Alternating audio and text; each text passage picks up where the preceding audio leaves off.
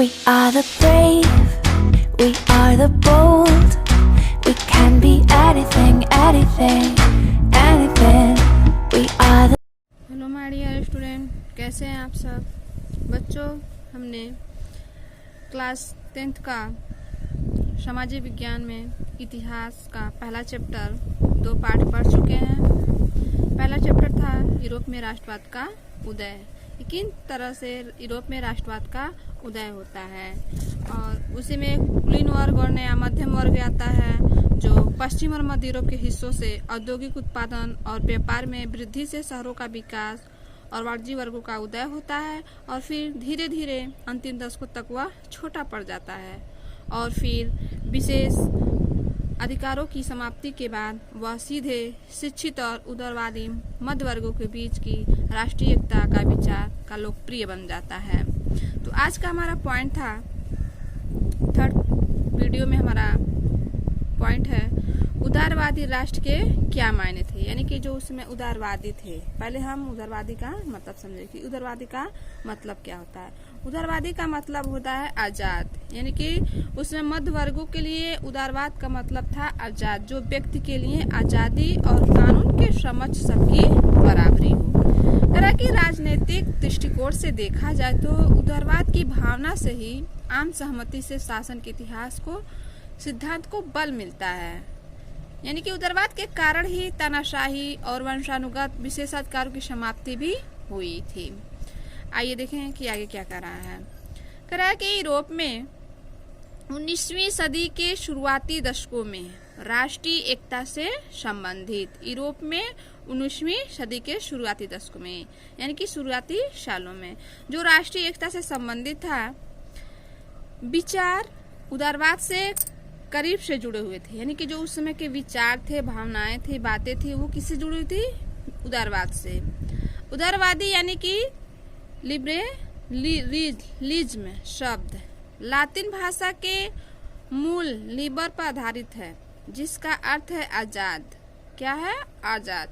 नए मध्य वर्गों के लिए उदारवाद का मतलब था व्यक्ति के लिए आजादी और कानून के समक्ष सबकी बराबरी। क्या मतलब था? व्यक्ति के लिए आजादी, यानी कि जो भी व्यक्ति है वो आजाद है और जो कानून है वो सबके लिए बराबर है। आगे करें कि राजनीतिक रूप से उदारवाद एक ऐसी सरकार पे जोर देता था जो सहमति से बनी हो, यानी कि जो सबके सहमति से बनी हो।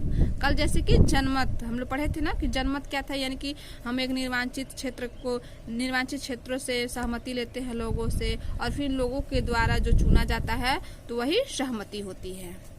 कि फ्रांसीसी क्रांति के बाद से उदारवाद निरंकुश शासक और पादरी वर्ग के विशेषाधिकारों की समाप्ति संविधान तथा संसदीय प्रतिनिधि सरकार का पक्षधर था, यानी कि जो निरंकुश शासक थे, पादरी वर्ग थे और भी जो संसदीय प्रतिनिधि थे, उन सबके पक्षधर में यानी कि उसके खिलाफ थे। 19वीं सदी के उदारवादी निजी संपत्ति के स्वामित्व की अनिवार्यता पर भी बल देते थे, यानी कि जो निजी संपत्ति होती थी तो वो उस पे भी बल देते थे, लेकिन यह जरूरी नहीं था कि कानून के समक्ष बराबरी का विचार सबके लिए मताधिकार के पक्ष में था। क्या कर रहा है यहाँ पे देखिए, कह रहा कि लेकिन यह जरूरी नहीं था कि कानून के समक्ष बराबरी का विचार सबके लिए मताधिकार के पक्ष में था। आप याद रखें कि क्रांतिकारी फ्रांस उदारवादी प्रजातंत्र का पहला राजनीतिक प्रयोग था और वहां मत देने और चुने जाने का अधिकार केवल संपत्तिवान पुरुषों को ही हासिल था। मत देने और चुने जाने का अधिकार, यानी कि वोट देने का और चुनने का अधिकार, जिसके पास संपत्ति होती थी वही वोट देता था और वही अपना प्रतिनिधि चुनता था। संपत्ति विहीन पुरुष और सभी महिलाओं को राजनीतिक अधिकारों से वंचित रखा जाता था, यानी कि जो भी संपत्तिहीन यानी कि जिसके पास संपत्ति नहीं होती थी उसे राजनीति से बिल्कुल ही अलग रखा जाता था। केवल थोड़े समय के लिए जैकोबिन शासन के समय सभी वयस्क पुरुषों को मताधिकार प्राप्त था, यानी कि कुछ समय के लिए जो वयस्क पुरुष थे, यानी कि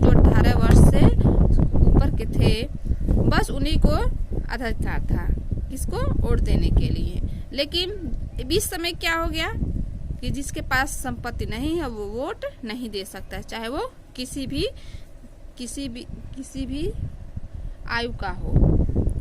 मगर नेपोलियन की संहिता पुनः सीमित मताधिकार वापस आ गई और उसने महिलाओं और अवयस्क दर्जा देते हुए उन्हें पिताओं और पतियों के अधीन कर दिया।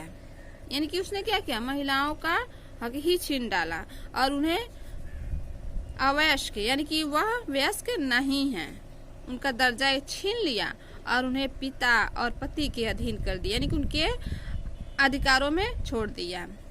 संपूर्ण 19वीं सदी तथा 20वीं सदी के आरंभिक वर्षों में महिलाओं और संपत्ति विहीन पुरुषों ने समान राजनीतिक अधिकारों की मांग करते हुए विरोध आंदोलन चलाए। कौन? महिलाओं ने, कि हमें भी हमारा अधिकार चाहिए। फिर देखिए आगे क्या कर रहा है, कह रहा है कि आर्थिक क्षेत्र यानी कि धन क्षेत्र में उदारवाद, बाजारों की मुक्ति और चीजों तथा पूंजी के आवागमन पर राज्य द्वारा लगाए गए नियंत्रणों को खत्म करने के पक्ष में थे। जो आर्थिक क्षेत्र थे उदारवाद थे, वो बाजार से मुक्ति चाहिए, चीजों तथा पूंजी से संबंधित जो भी आने जाने की चीजें राज्य द्वारा लगाए गए नियंत्रण थे उसे खत्म करने के वो पक्ष में थे। 19वीं सदी के दौरान उभरते हुए मध्यवर्गों की यह जोरदार मांग थी। फिर करा कि आइए हम 19वीं सदी के पहले भारत के जर्मन भाषी इलाकों का उदाहरण लें। नेपोलियन के प्रशासनिक कदमों से अनगिनत छोटे प्रदेशों से 39 राज्यों का एक महासंघ बना और इनमें से प्रत्येक की अपनी मुद्रा और नापतोल प्रणाली थी।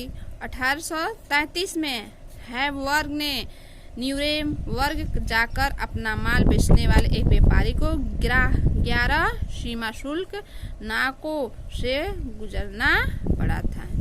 यानी कि 1833 में हैबवर्ग ने जब न्यूरेमबर्ग जाकर अपना माल बेचने वाले एक व्यापारी को 11 सीमा शुल्क देना पड़ा, तब जाके उसका माल बिका।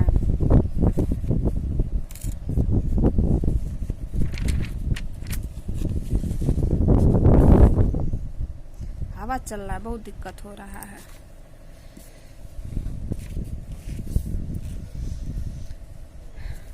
अब कह रहा है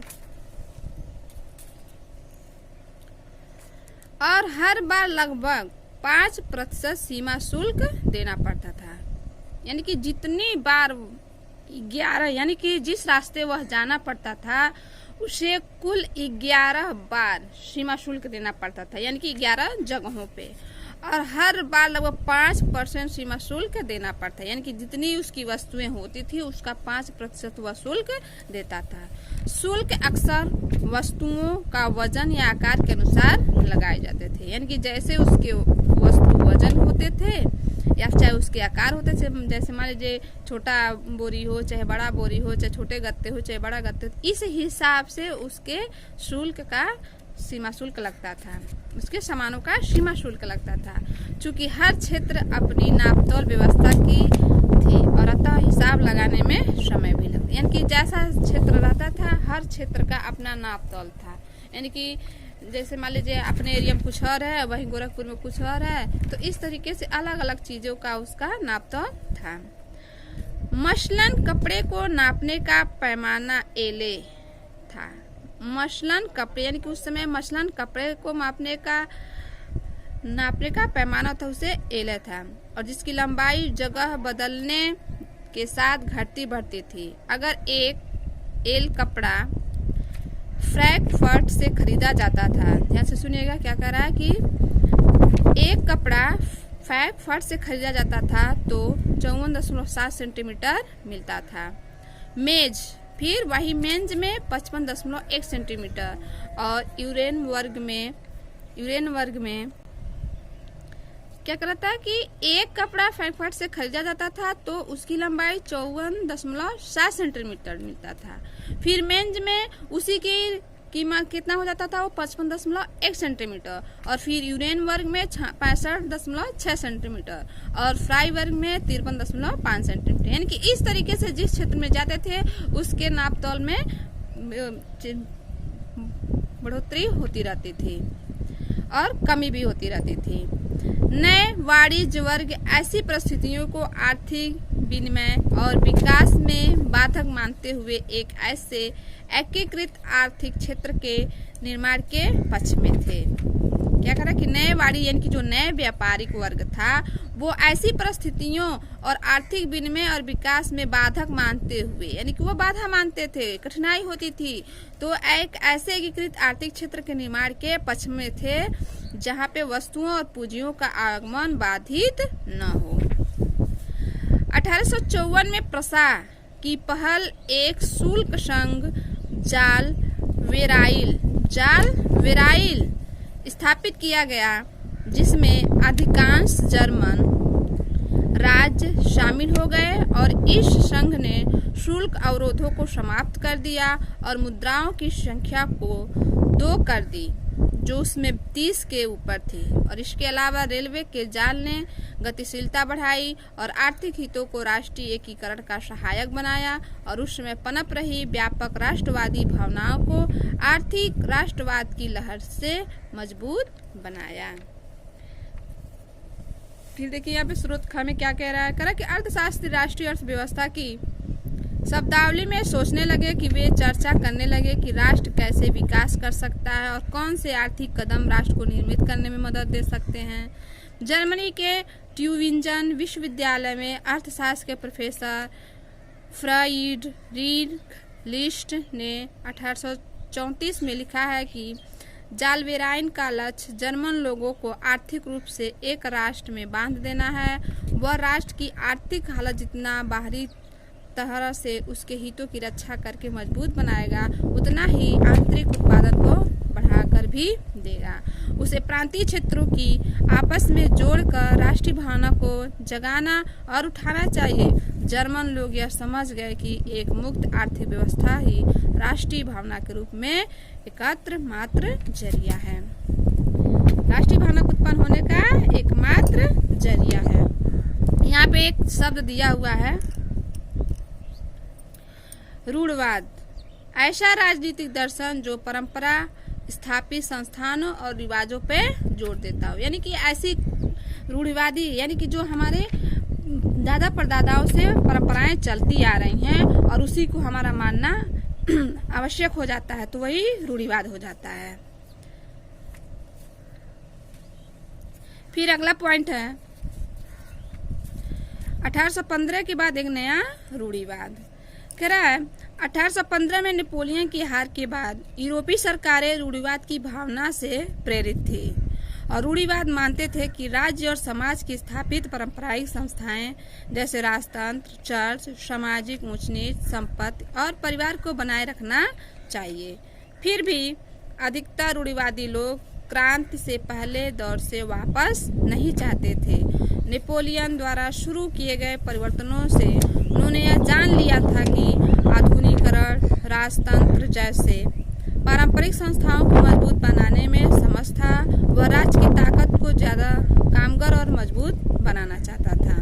कौन? नेपोलियन। और एक आधुनिक सेना कुशल, नौकरशाही, गतिशील अर्थव्यवस्था, सामंतवाद और भूदासत्व की समाप्ति यूरोप के निरंकुश शासकों को शक्ति प्रदान कर सकते थे।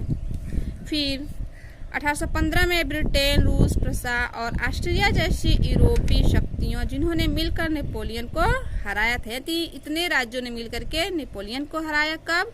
1815 में।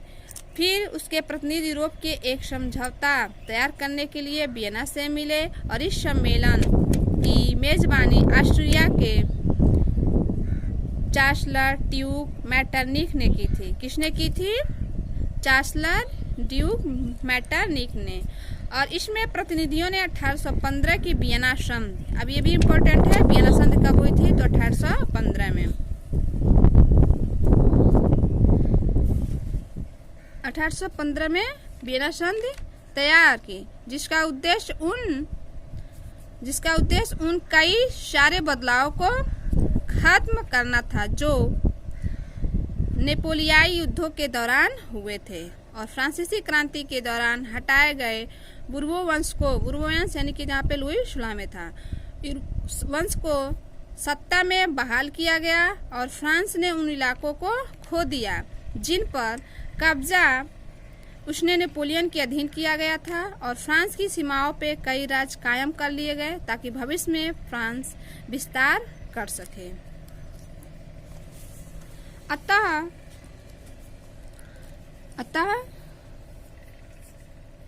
उत्तर में नीदरलैंड का राज्य स्थापित किया गया जिसमें बेल्जियम शामिल था, और दक्षिण में पिंडमांड में जेनोवा जोड़ दिया गया। प्रूसा को उसकी पश्चिम सीमाओं पे महत्वपूर्ण इलाके दिए गए, जबकि ऑस्ट्रिया को उत्तरी इटली का नियंत्रण सौंपा गया। मगर नेपोलियन को 39 राज्यों का जो जर्मन महासंघ स्थापित किया था उसको बरकरार रखा, और पूर्व में रूस को पोलैंड का एक हिस्सा दिया गया, जबकि प्रूसा को सैक्सनी का एक हिस्सा प्रदान किया गया। और इस सब का मुख्य उद्देश्य था राजतंत्रों की बहाली, जिन्हें नेपोलियन को बर्खास्त कर दिया गया। फिर 1815 में स्थापित रूढ़िवाद शासन व्यवस्थाएं निःशुल्क थी। वे आलोचना और सहमतियों को बर्दाश्त नहीं करती थी और उन्हें गतिविधियों में दबाना चाहती थी, जो कुछ शासकों की वैधता पे सवाल उठाती थी। इस तरीके से फ्रांसीसी क्रांति की स्मृतियां उदारवादियों को लगातार प्रेरित कर रही थी और नई नई रूढ़िवादी व्यवस्थाओं के आलोचन उदारवादी राष्ट्रवादियों द्वारा उठाए गए एक मुख्य मुद्दा का प्रेस की आजादी करती गई थी।